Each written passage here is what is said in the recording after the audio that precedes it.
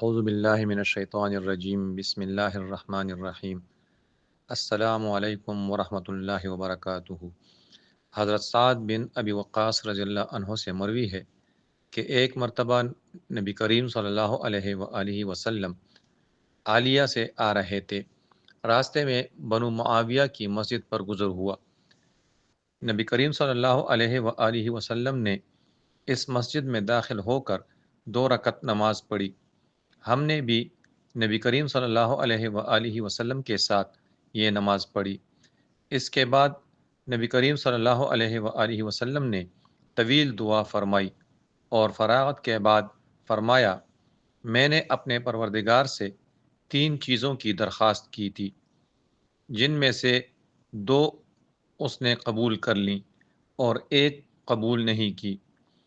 ایک درخواست تو میں نے یہ کی تھی کہ میری امت کو سمندر میں غرق کر کے ہلاک نہ کرے۔ اللہ نے میری یہ درخواست قبول کر لی۔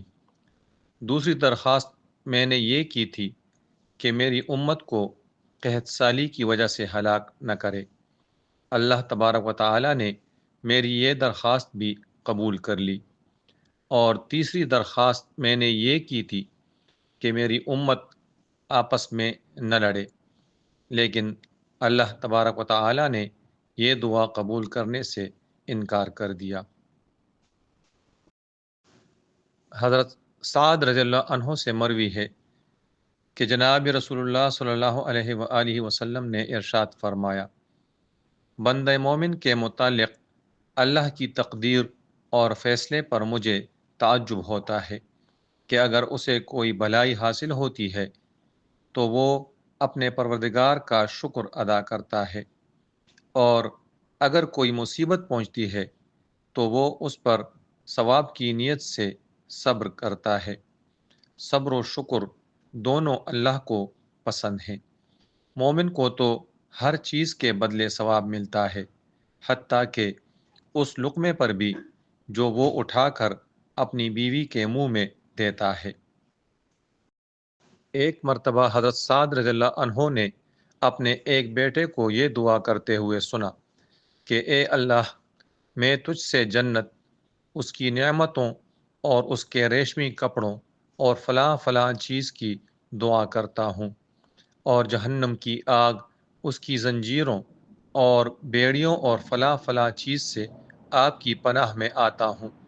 تو انہوں نے فرمایا کہ تم نے اللہ سے بڑی خیر مانگی اور بڑے شر سے اللہ کی پناہ چاہی۔